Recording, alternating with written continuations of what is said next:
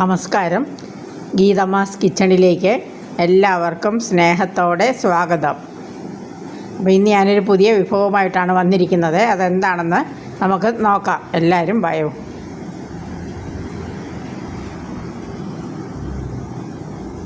ഞാനിന്നിവിടെ എടുത്തിരിക്കുന്നത് ഒരു തോരൻ ഉണ്ടാക്കാം എന്നാണ് വിചാരിക്കുന്നത്. അതിന് ഞാൻ ഒരു 1/4 കപ്പ് ചെറുപയർ ഇന്നലെ രാത്രി തന്നെ വെള്ളത്തിലിട്ട് കുതിർത്ത് വെച്ചിരുന്നു. അതിപ്പം ഒരു അരക്കപ്പോളം ആയിട്ടുണ്ട്. പിന്നെ ഇത് മത്തങ്ങയുടെ തൊണ്ടാണ്.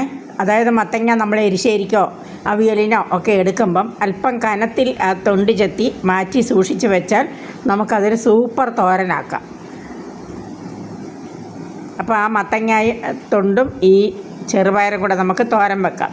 അപ്പോൾ ചെറുപയർ ചട്ടിയിലോട്ടിട്ടു.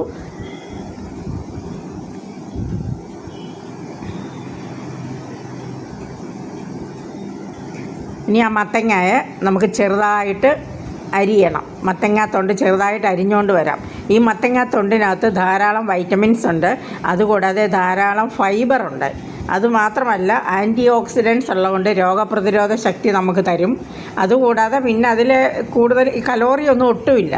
അതുകൊണ്ട് വെയിറ്റ് ലോസ് വേണം എന്നാഗ്രഹിക്കുന്നവർക്ക് ഈ മത്തങ്ങ തൊണ്ടും ഈ ചെറുപയറും കൂടെ ഒക്കെ തോരൻ വെച്ചാൽ ഒരു നേരത്തെ ഫുഡായിട്ട് കഴിക്കാവുന്നതാണ്. അത്യാവശ്യം വിശപ്പും മാറും. ഒട്ടും കലോറി കൂടുകയോ വെയിറ്റ് കയറുകയോ ഒന്നും ചെയ്യത്തില്ല. അപ്പോൾ അതിനൊക്കെ പറ്റിയ ഒരു ഐറ്റമാണിത്. അപ്പോൾ നമുക്കിനി ഇതൊന്ന് നല്ലോണം ചെറുതായിട്ട് അരിഞ്ഞു കൊണ്ടുവരാം. പിന്നെ ഇതിനകത്ത് ഇടാനായിട്ട് ഒരു അരപ്പും കൂടെ നമുക്ക് വേണം. മത്തങ്ങ എല്ലാം അരിഞ്ഞു കൊണ്ടുവന്നിട്ടുണ്ട്. അതും കൂടെ ഈ ചെറുപയറിൻ്റെ കൂടെ ഇട്ട് കൊടുക്കാം.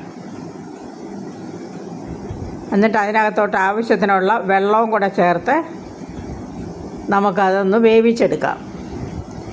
ഞാനൊരു 3/4 ഗ്ലാസ് വെള്ളം ഒഴിച്ചിട്ടുണ്ട്. ഇനി അത് മൂടി വെച്ച് അത് അവിടെ ഇരുന്ന് വേവട്ടെ.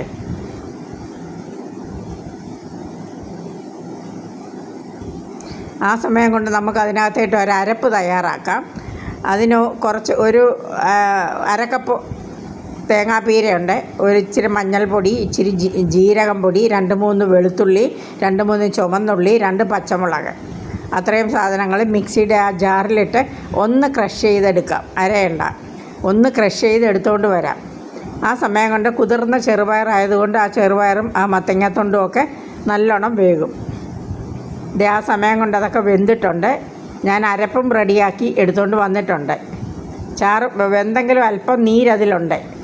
ഈ അരപ്പും കൂടെ നമുക്ക് അതിനകത്തോട്ടിട്ട് അതൊന്നുകൂടെ വേവിക്കാം. അരപ്പിനകത്തെ ആ വെളുത്തുള്ളിയുടെയും ചുമന്നുള്ളിയുടെയും ഒക്കെ ആ മണം ഒന്ന് മാറണം. പിന്നെ ആ വീരയും അരപ്പും എല്ലാം ഒന്ന് വേകണം. അതിനു വേണ്ടി ആ വെള്ളവും വറ്റണം. അപ്പോൾ ഒരു 2-3 മിനിറ്റും കൂടെ അതവിടെ ഇരിക്കട്ടെ. ഇപ്പോൾ അതേ വെള്ളമൊക്കെ വറ്റി അത് നല്ലോണം വെന്തിട്ടുണ്ട്. ഇനി നമുക്കിതിനൊന്ന് താളിച്ചാൽ മാത്രം മതി. പിന്നെ എല്ലാ കൂട്ടുകാരും ഈ ചാനലൊന്ന് സബ്സ്ക്രൈബ് ചെയ്യുക. എല്ലാവരും കമൻ്റൊക്കെ ഇടണം. കാര്യം എനിക്ക് കമൻ്റൊന്നും ഇടാത്തതുകൊണ്ട് ഇതെങ്ങനെയാണ്, നിങ്ങൾക്ക് ഇഷ്ടപ്പെട്ടോ, ഇത് നന്നായിരുന്നോ എന്നൊന്നും എനിക്ക് മനസ്സിലാകുന്നില്ല. ഞാൻ ഇതൊക്കെ വെച്ച് നോക്കിയിട്ടുള്ളതാണ്. എനിക്ക് പണ്ട് മുതലേ വീട്ടിലുമൊക്കെ വെച്ചിട്ടുള്ളതുകൊണ്ട് എനിക്കിതിൻ്റെയൊക്കെ രുചി ഇഷ്ടമാണ്. അപ്പം നിങ്ങൾക്ക് ഇഷ്ടപ്പെട്ടോ ഇല്ലയോ എന്നറിയാൻ എനിക്ക് മാർഗ്ഗമില്ല. അതുകൊണ്ട് ഇത് കാണുന്ന നിങ്ങളൊക്കെ ഒന്ന് കമൻ്റ് ഇട്ടാൽ നന്നായിരിക്കും. പിന്നെ എൻ്റെ ചാനൽ സബ്സ്ക്രൈബ് ചെയ്യുക, ആ ബെല്ലൈക്കണും കൂടെ പ്രസ് ചെയ്യുക, ഓൾ എന്ന ഓപ്ഷൻ എനേബിൾ ചെയ്യുക. ഇനി നമുക്കിതിന് താളിക്കാം. അതിന് ഞാനൊരു പാൻ വെച്ചിട്ടുണ്ട്. എന്നിട്ട് അതിനകത്തോട്ട് ഒരു സ്പൂൺ ഓയിലും വെളിച്ചെണ്ണ ഒഴിച്ചിട്ടുണ്ട്. 1 സ്പൂണായിട്ടുള്ളൂ, ഒരുപാട് എണ്ണ വേണ്ട. എന്നിട്ട് ആവശ്യത്തിന് കടുക് ഇട്ട് കൊടുത്തു.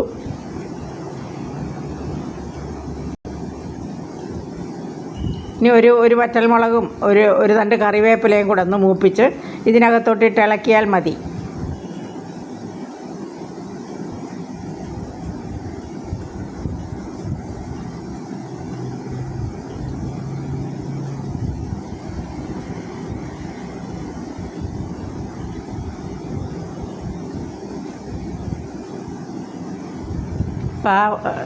താളിച്ചത് തോരൻ്റെ അകത്തോട്ടിട്ട് ഒന്ന് മിക്സ് ചെയ്ത് എടുക്കാം.